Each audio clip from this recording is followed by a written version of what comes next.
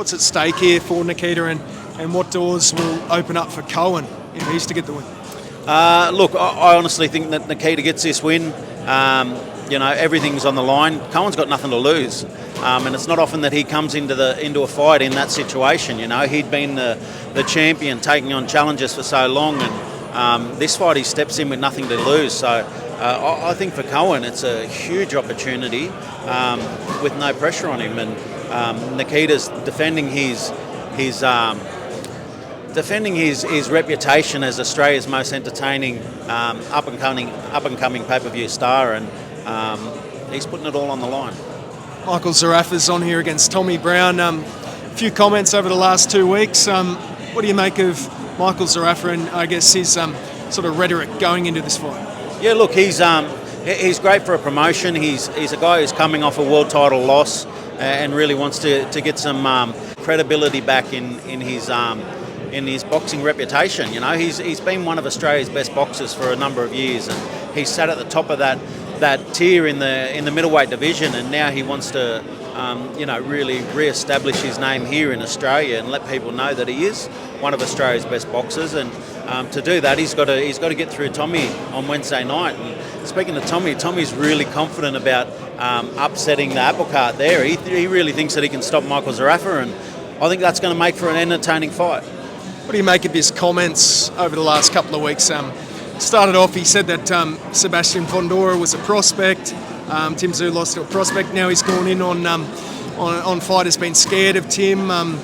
Nikita fired back earlier this week. What do you make of all that? Look, I think he's just letting everyone know that he wants to be the king of Australian boxing, and we know who sits at the top of the trees here. If you want to be known in Australian boxing, you talk about the Tszyus, and Nikita and Tim are both sitting at the top at the moment as pay-per-view stars, and that's what he wants to be. So they're the people that he's got to call out. So I understand where he's coming from there, but it's a very tall task to try and get one better on either of those boys.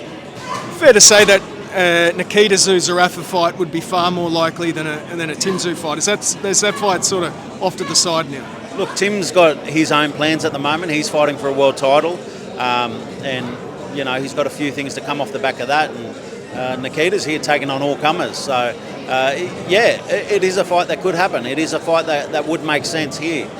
So when you call him out, there's a good chance Nikita's going to come answer that call out. Now, we saw Tim Tszyu mandated for the IBF belt a couple of weeks ago now. Not much news since. When can we expect sort of some news on that one? Look, I'm going to give you the exclusive on Wednesday night. You're going to get it. You're going to get it. I promised you one for a while. Is that true? So we'll have some more news later this week? We'll have some news this week. Absolutely. Just one last one. Turki Al-Sheikh, his comments after we last spoke, saying that he won't work with Tim Tszyu. Can you sort of shed some light on that whole situation? Yeah, look, again, Tim's fighting for the IBF world title. That's his focus. Once Tim owns that title, I know that Terence Crawford's going to want it. I know that Terence Crawford's going to absolutely want to get his hands on that title, and he's going to have to come through Tim too to try and get it, because Tim wants to take his titles too. So feel free to keep knocking. They'll come back. I absolutely believe that they'll come back and have conversations. Terence Crawford wants to be the king of the division. Tim Tszyu is the king of the division. You want to be the king, you got to come and step in with Tim Tszyu. Beauty. Thanks, George.